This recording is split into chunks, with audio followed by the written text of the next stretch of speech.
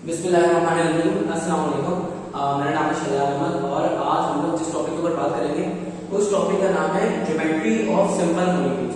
भाई वो geometry of simple molecules क्या है? तो भाई नजर आता है एक मार्कर है और मैं एक इंसान हूं और यहाँ पे कुछ बोर्ड वगैरह है। भाई दुनिया में जितनी भी चीजें हैं ना उन सबकी एक स्पेसिफिक शेप है। जैसे इस मार्कर की शेप है कि लीनियर स्ट्रक्चर के अंदर है ना, मेरी एक अजीब सी शेप है, पता नहीं कौन सी शेप है मुझे नहीं पता। और ये जो बोर्ड है ये एक रेक्टेंगुलर शेप के अंदर है। तो दुनिया के अंदर जितनी भी चीजें पाई जाती हैं उन सबकी एक स्पेसिफिक शेप होती है। तो जाहिर बात है कि जितने भी केमिकल कंपाउंड्स होते हैं या जितने भी कंपाउंड्स या जितने भी मॉलिक्यूल्स होते हैं उनका भी एक स्पेसिफिक स्ट्रक्चर होता है, उनकी भी एक मॉलिक्यूलर ज्योमेट्री होती है और उस ज्योमेट्री को प्रिडिक्ट किया जा सकता है, उस ज्योमेट्री को मालूम किया जा सकता है एक थ्योरी के मुताबिक। उस थ्योरी का नाम है valence shell electron pair repulsion theory. ये थ्योरी मैं एक मतलब पहले पढ़ा चुका हूं, तो मैं एक काम करूंगा आज के दिन इसको इतना ज्यादा टाइम वेस्ट नहीं करूंगा, मैं डायरेक्ट टू द पॉइंट बात करूंगा, समझ में आ जाएगा आप लोगों को। ऊपर से लेकर नीचे तक मैंने यही लिखा हुआ है कि जो एक सिंपल मॉलिक्यूल है, सिंपल मॉलिक्यूल की कुछ फॉलोइंग शेप हो सकती है। जैसे उसकी शेप हो सकती है लीनियर या ट्राइगोनल या टेट्राहेड्रल हो सकती है, या उसकी शेप एंगुलर हो सकती है या पिरामिडल हो सकती है या वगैरह वगैरह, ठीक है ना। तो अब उस शेप को प्रेडिक्ट किया जा सकता है valence shell electron pair repulsion theory के हिसाब से। और इस valence shell electron pair repulsion theory को हम लोग शॉर्ट में वेस्पर थ्योरी बोलते हैं, यानी V valence shell electron pair repulsion theory, सही ना। अब इस थ्योरी के कुछ बुनियादी पॉइंट्स हम समझ लेते हैं। हम इस थ्योरी के अंदर पहला पॉइंट ये है कि देखो हमारे पास जो भी एलिमेंट होगा या जो भी कंपाउंड होगा उस कंपाउंड का एक सेंट्रल एटम होगा, यानी बीच वाला एटम होगा। उस सेंट्रल एटम सबसे मेन एटम है। उस सेंट्रल एटम के एक बॉन्ड पेयर होंगे और कुछ लोन पेयर होंगे। बॉन्ड पेयर्स होते हैं जो कि शेयर्ड पेयर ऑफ इलेक्ट्रॉन होते हैं, यानी कि उसने किसी के साथ में इलेक्ट्रॉन को शेयर किया होता है तो वो कहलाता है बॉन्ड पेयर। अगर उसने किसी भी एटम के साथ में या किसी भी चीज के साथ में अपने इलेक्ट्रॉन को शेयर नहीं किया हुआ, उसके अपने पर्सनल रिजन है उसकी अपनी, तो हम उसको बोलेंगे ये लोन पेयर, ये शेयरिंग वाली नहीं है। अभी सपोज करो हमारे पास एक नाइट्रोजन है, वो नाइट्रोजन के पास आखिरी शेल के अंदर 5 इलेक्ट्रॉन होते हैं। अब नाइट्रोजन के पास 5 इलेक्ट्रॉन है तो उसको अपना ऑक्टेट कंप्लीट करने के लिए 3 इलेक्ट्रॉन्स की जरूरत है। तो उसने क्या किया, एक इलेक्ट्रॉन इस हाइड्रोजन से शेयर किया, एक इलेक्ट्रॉन इस हाइड्रोजन से शेयर किया और एक इलेक्ट्रॉन इस हाइड्रोजन से शेयर किया। अब देखो यहाँ पे नाइट्रोजन के पास एक बॉन्ड पेयर लिया, ये बॉन्ड पेयर है तो इसने शेयरिंग करी है। यहाँ पे भी एक बॉन्ड पेयर लिया और एक बॉन्ड पेयर लिया, 3 तो हो गए इसके बॉन्ड पेयर और एक इसका लोन पेयर आ गया। ये लोन पेयर हो गया जो उसके पास पहले से मौजूद है, इसका अपना पर्सनल था, इसने किसी के साथ में शेयरिंग नहीं करी, ठीक है ना। तो हम ये बोल सकते हैं नाइट्रोजन के पास 4 इलेक्ट्रॉन पेयर है, 3 बॉन्ड पेयर है और एक लोन पेयर है। तो मैं आपको बॉन्ड पेयर को और लोन पेयर का फर्क समझा था। बॉन्ड पेयर जो कि शेयरिंग करके बनेगा और लोन पेयर जो कि विदाउट शेयरिंग बनेगा। लेकिन ये सारे के सारे पेयर्स होंगे वो बीच वाले सेंट्रल एटम के काउंट होंगे, यानी नाइट्रोजन इसमें सेंट्रल एटम में बीच में मौजूद है। अच्छा उसके बाद ये आगे बता रहे हैं कि हम लोग अच्छा इसके बाद वाली जो पॉइंट्स हैं समझ लेते हैं कि देखो जितने भी इलेक्ट्रॉन पेयर्स होते हैं, चाहे वो बॉन्ड पेयर हो चाहे वो लोन पेयर हो, वो दोनों एक दूसरे को क्या करते हैं, रिपेल करते हैं। दोनों के ऊपर नेगेटिव चार्ज है, दोनों के दोनों एक दूसरे को रिपेल करेंगे। मेरे सामने ये देखो एक सामने लड़का बैठा है और इधर सामने एक लड़का बैठा है। हाँ भाई कैसे देखो, तो अभी दोनों लड़कों को साथ में बिठा दो तो ये देखो ये लड़के कैसे बैठे हुए हैं, बिल्कुल इधर दूर दूर बैठे हुए, चिपक चिपक के नहीं बैठे हुए। क्यों? रिपेल कर रहे हैं एक दूसरे को। लेकिन अगर मैं एक इनके साथ में कोई खूबसूरत सी दोषीता बिठा दूंगा तो क्या होगा, दोनों एक दूसरे को क्या करते हैं, अट्रैक्ट करते हैं। लेकिन यहाँ पर तो अट्रैक्शन का सवाल ही नहीं है ना भाई, यहाँ पर सिर्फ लौंडे बॉयज स्कूल में ना पढ़े हुए सारे। तो हम लोग जानते हैं कि कितनी रिपल्जन है यहाँ पर। तो अब आप समझ लो, देखो ये भी एक इलेक्ट्रॉन पेयर है, ये भी एक इलेक्ट्रॉन पेयर है और ये भी एक इलेक्ट्रॉन पेयर है, ऊपर भी एक इलेक्ट्रॉन पेयर है। ये सारे इलेक्ट्रॉन पेयर है, सबके ऊपर नेगेटिव चार्ज है, सारे एक दूसरे को रिपेल करेंगे। अट्रैक्शन का सवाल ही पैदा नहीं होगा। तो यहाँ भी लिखा हुआ है ये सारे दो पेयर्स होंगे इलेक्ट्रॉन के, वो क्या करते हैं, सॉरी और इलेक्ट्रॉन पेयर्स होते हैं क्या करते हैं, दूसरे को रिपेल करते हैं, चाहे वो बॉन्ड पेयर हो चाहे फिर वो लोन पेयर हो, दोनों एक दूसरे को रिपेल करते हैं।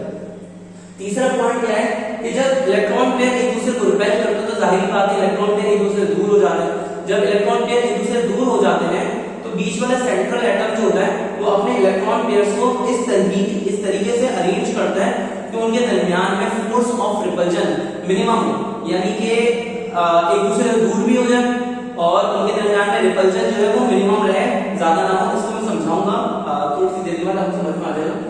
और चौथा पॉइंट क्या है कि ये जो रिपल्जन है ये रिपल्जन फिक्स नहीं है। देखो अगर लोन पेयर और लोन पेयर आपस में रिपेल करेंगे तो इनकी की रिपल्शन ज्यादा होगी, लोन पेयर और बॉन्ड पेयर की रिपल्शन थोड़ी कम होगी, बॉन्ड पेयर की और बॉन्ड पेयर की रिपल्शन उससे कम होगी। अब मैं आपको समझाता हूं, मेरे बोलने का मतलब क्या आपको समझ में आ जाएगा। देखो इसकी एग्जांपल के लिए अब एक काम करो, वाटर की एग्जांपल लो, H2O की एग्जांपल लो। हमारे पास ऑक्सीजन जो है ना, ऑक्सीजन जो है, ऑक्सीजन के पास होते हैं 6 इलेक्ट्रॉन। ऑक्सीजन के पास कितने इलेक्ट्रॉन होते हैं भाई? 6 इलेक्ट्रॉन होते हैं। और इसको अपना इलेक्ट्रॉन पेयर कंप्लीट करने के लिए, मतलब इसको अपना ऑक्टेट कंप्लीट करने के लिए 2 इलेक्ट्रॉन चाहिए थे। तो इसने एक इलेक्ट्रॉन शेयर किया, इसने एक इलेक्ट्रॉन शेयर कर लिया भाई इधर हाइड्रोजन के साथ में, और एक इलेक्ट्रॉन शेयर कर लिया दूसरे वाले हाइड्रोजन के साथ में। तो अब बात यह है कि ये दोनों तो हो गए इसके बॉन्ड पेयर्स, और बाकी ये दोनों इसके हो गए लोन पेयर। तो अब ऑक्सीजन के पास 2 लोन पेयर है, या वाटर के पानी के कंपाउंड के अंदर 2 लोन पेयर है और 2 बॉन्ड पेयर है। 2 लोन पेयर है, 2 बॉन्ड पेयर है। तो अब इनकी शेप कुछ इस तरह से होगी, मैं आपको समझाता हूं। देखो ये लोग अपने आप को स्पेस के अंदर किस तरह से अरेंज करेंगे। तो आप एक काम को समझो। देखो ये जितने 2 मार्कर्स है, 2 बोर्ड मार्कर्स जो है, ये 2 बोर्ड मार्कर रिप्रेजेंट कर रहे हैं बॉन्ड पेयर्स को, और ये 2 जो सिंपल वाले मार्कर है, ये दोनों मार्कर्स रिप्रेजेंट कर रहे हैं लोन पेयर को।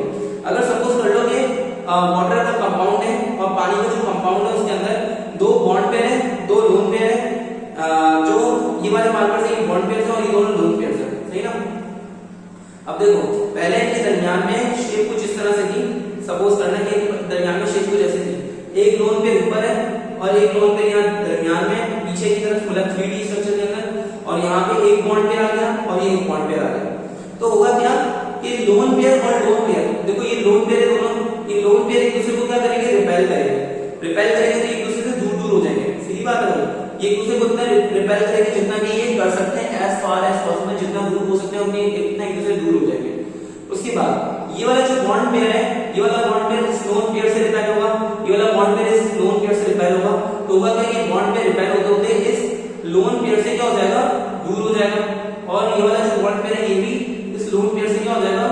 दूर हो जाएगा। तो अब कुछ स्ट्रक्चर एक सेकंड में बना के दिखाता हूं। ये कुछ स्ट्रक्चर ऐसा हो जाएगा। इंतहाई मुश्किल हो रही है मुझे ये स्ट्रक्चर बनाने में, लेकिन चलो समझ लो आप लोग। अबे यार मेरे स्ट्रक्चर की हो चुकी है, सही ना, लेकिन आपको समझ में आ जाएगा। मेरे को अभी गुस्सा आ रहा है काफी, लेकिन चलो एक सेकंड।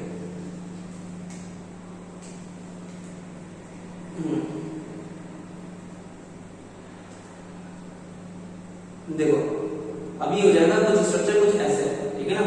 देखो आपको समझ में आ जाएगा। पहले ही बॉन्ड पेयर की अट्रैक्शन लोन पेयर से ज्यादा थी, दोनों एक दूसरे के करीब तरीके। तो देखो मैं आपको ये समझा रहा था कि हमारे पास जब स्ट्रक्चर की शेप होगी यहाँ पे तो कुछ इस तरह से होगी। देखो ये 2 बॉन्ड पेयर्स हैं और ये 2 लोन पेयर्स हैं। तो लोन पेयर एक दूसरे को ज्यादा रिपेल करेगा, तो जाहिर बात है एक दूसरे से ज्यादा दूर हो जाएंगे, उनका एंगल बढ़ जाएगा। और इस तरह एक बॉन्ड पेयर एक लोन पेयर को ज्यादा रिपेल करेगा, एक बॉन्ड पेयर एक लोन पेयर को ज्यादा रिपेल करेगा, तो इन दोनों का एंगल भी इस तरह से बढ़ता जाएगा। और होगा क्या कि इन द एंड ये बॉन्ड पेयर एक दूसरे के ज्यादा करीब हो जाएंगे यहाँ से, और इनका एंगल आपस में इस तरह से बढ़ जाएगा।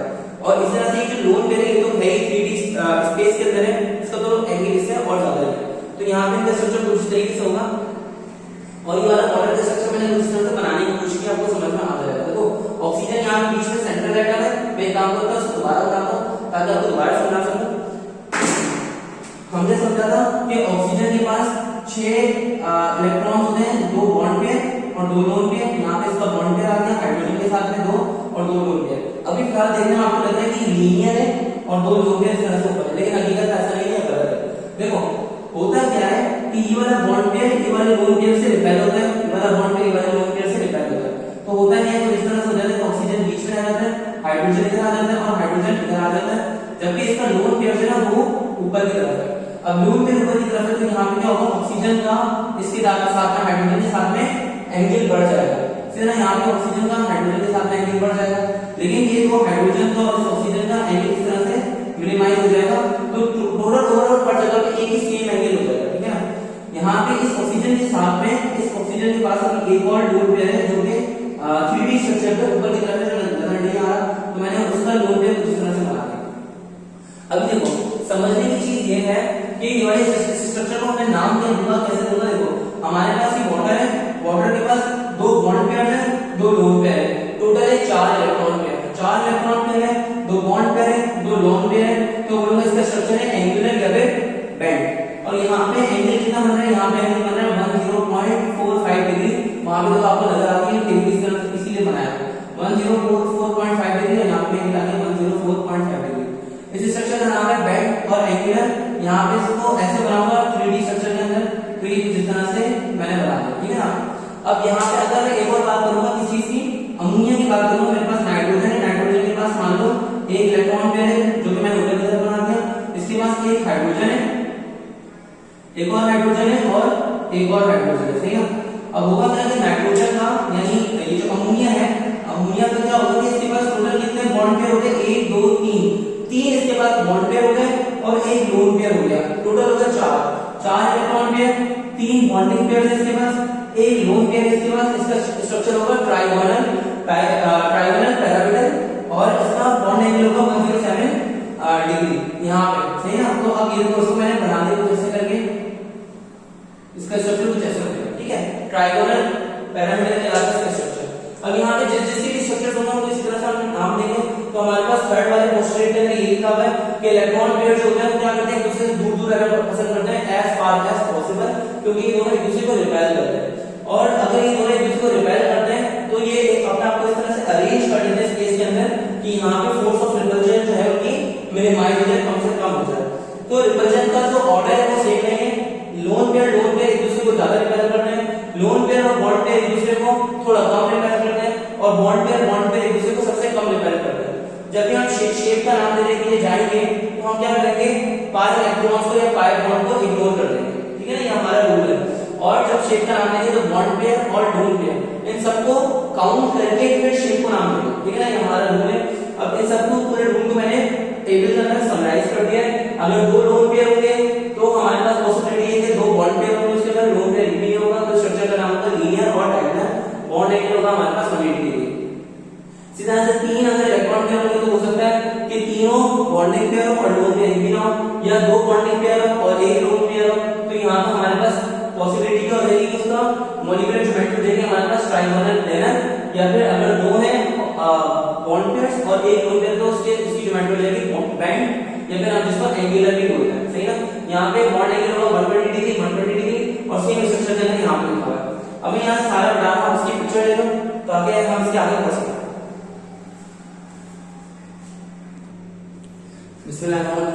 अब देखो हम लोग क्या पे आ गए, हमारे पास शेप ऑफ H2O के ऊपर।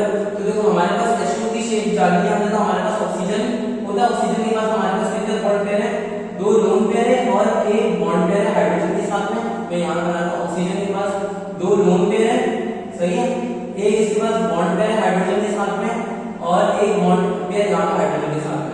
तो दोनों इसके पास टोटल इलेक्ट्रॉन पेयर है 4, इसके पास टोटल इलेक्ट्रॉन पेयर है 4, इसमें बॉन्ड पेयर है 2, बॉन्ड पेयर इसके पास है 2 और इसके पास लोन पेयर कितने हैं, इसके पास लोन पेयर भी हमारे पास 2, ठीक है ना। तो इसका स्ट्रक्चर क्या हो जाएगा, इसका स्ट्रक्चर हो जाएगा बेंड या फिर हम जिसको बोलते हैं एंगुलर। और यहाँ पे बॉन्ड एंगल कितना होगा इसका 104.5 डिग्री, सही है। यहाँ पे सेंट्रल एटम इसका क्या है, सेंट्रल एटम इसका ऑक्सीजन। लेकिन देखो इस तरीके से लिखना नहीं, लिखना इस तरीके से जैसे मैंने यहाँ पे BeCl2 को लिखा हुआ है, मेरे पास ज्यादा टाइम नहीं है, आपके पास ज्यादा टाइम होगा, आप इस तरीके से लिखना जिस तरह मैंने आपको बताया। अगर मैं BeCl2 की बात करूंगा तो देखो BeCl2 का आप मुझे बताओ, देखो इसमें बेरिलियम है, बेरिलियम के पास में टोटल 2 इलेक्ट्रॉन। अब ये एक इलेक्ट्रॉन होता है वो शेयर कर देते हैं किसके साथ में, क्लोरीन के साथ में, एक इलेक्ट्रॉन शेयर कर देते हैं क्लोरीन के साथ में। तो मैं बोलूंगा अब BeCl2 का ये स्ट्रक्चर आ गया, जिसको मैं इस तरह लिख सकता हूं कि BeCl एक तरफ है और BeCl एक तरफ है।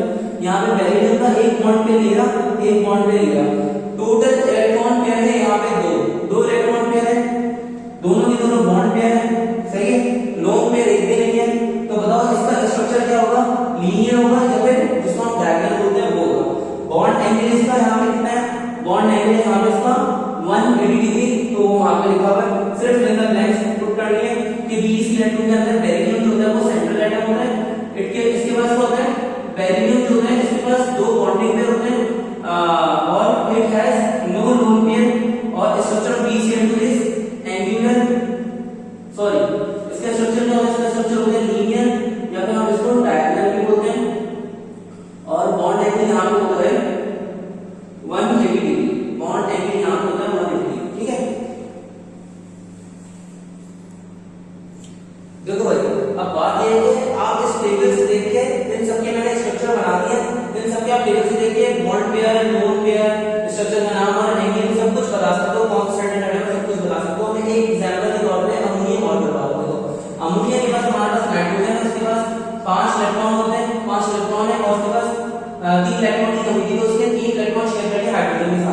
तब इसके पास 3 बॉन्ड पेयर हो गए और इसके पास हो गया एक लोन पेयर।